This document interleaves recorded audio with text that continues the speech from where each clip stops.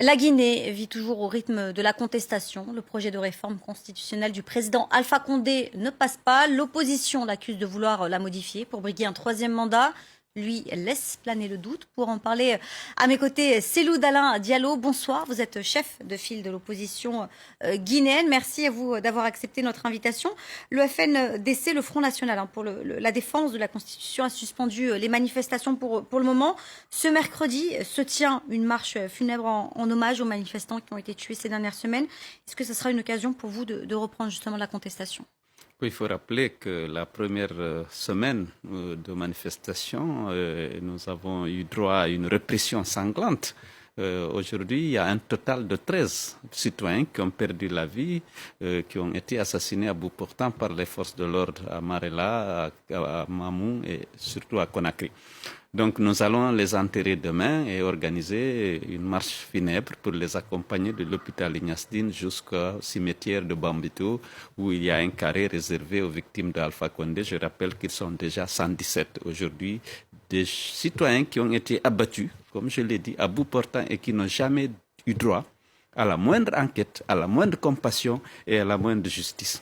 Alpha Condé a appelé ces dernières semaines à faire la lumière sur ces morts. Est-ce que pour vous, ça serait peut-être sa volonté d'essayer de comprendre ce qui s'est passé ou pour vous, pas du tout? Non, pas du tout. Je ne pense même pas parce qu'il a pris déjà des engagements à l'occasion des dialogues politiques. Le gouvernement s'est engagé à diligenter des enquêtes sérieuses pour identifier les auteurs de ces crimes. Il n'a jamais voulu. Le premier conflit qu'il a eu avec Maître Sako, le ministre de la Justice qui a démissionné récemment, c'est lorsque celui-ci a voulu mener des enquêtes pour identifier les auteurs des crimes commis lors des manifestations politiques. Mais M. Alpha Condé veut toujours accorder l'impunité totale à ces agents des forces de défense et de sécurité parce qu'il ne veut pas naturellement les frustrer, c'est qu'il l'aide à garder le pouvoir parce qu'il n'a pas beaucoup de légitimité. Alors justement, garder le pouvoir, c'est justement ce qui pose tout le problème en Guinée actuellement. Le président Alpha Condé, lui en tout cas, se dit prêt à dialoguer avec vous. Est-ce que vous acceptez cette main tendue? Non, il n'a pas dit ça, il n'a jamais dit ça, qu'il est prêt à dialoguer. Il se dit prêt en tout cas à discuter avec vous. De la Constitution, nous ne sommes pas prêts à discuter de la Constitution. Alors, quelles sont vos conditions pour commencer à dialoguer avec lui? La Constitution, c'est illégal de changer de Constitution. La Constitution en vigueur n'a pas prévu d'être abrogée. Et il faut peut-être rappeler que M. Alpha Condé est mu par la volonté de s'éterniser au pouvoir, de rester au pouvoir dans toute sa vie. Alors, attendez, je finis. Alors, la Constitution en vigueur a verrouillé systématiquement les dispositions relatives à la durée et au nombre de mandats. C'est-à-dire que ces dispositions-là ne peuvent pas faire l'objet de modification. La modification pour un troisième mandat. La parade mais que pour M. Alpha Condé et lui-même ont trouvé, c'est de dire, bon, si on change de constitution, eh bien, les compteurs seront à zéro. En ce moment, j'aurai le droit de briquer un troisième, un quatrième mandat. Bien sûr, mais la nuance, si je peux me permettre, pour que nos téléspectateurs comprennent bien, c'est que pour l'instant, le doute plane sur le contenu de cette nouvelle constitution, j'entends bien. Est-ce que justement, cette main tendue qu'il vous fait ne serait pas l'occasion de lever le doute et de comprendre ce qui se trame justement derrière ce référendum? M. Alpha Condé a instruit son ministre des Affaires étrangères de saisir tous les ambassadeurs en poste à l'étranger pour leur demander d'aller convaincre les institutions et les gouvernements auprès desquels ils sont accrédités qu'il faut une nouvelle constitution en Guinée. Et le ministre des Affaires étrangères a écrit une lettre à tous les ambassadeurs leur demander de faire cet exercice. Et les éléments de langage leur avaient été communiqués à cet effet. Ensuite, lorsqu'il était récemment aux États-Unis, il a invité les Guinéens à se préparer pour le référendum.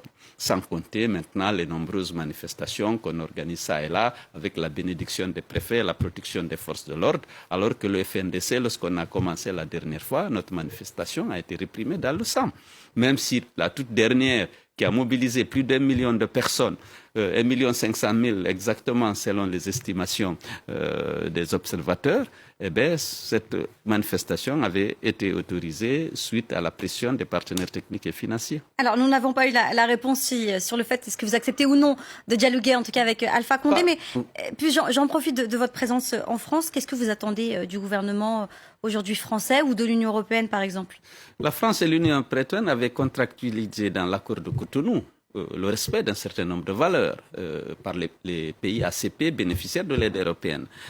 Aujourd'hui, c'est un assassinat qu'Alpha programme pour la démocratie en Guinée. D'abord, il va violer la Constitution.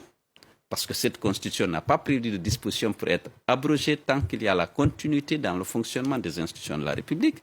Et d'autre part, s'il veut une présidence à vie, alors que le pays n'a connu 2 présidences à vie, celle du président Sékou Touré, celle du général Lansana Conté. Lui aussi, il veut s'octroyer une présidence à vie, alors que le législateur a pris soin de rendre intangible la disposition relative au nombre de mandats du président de la République.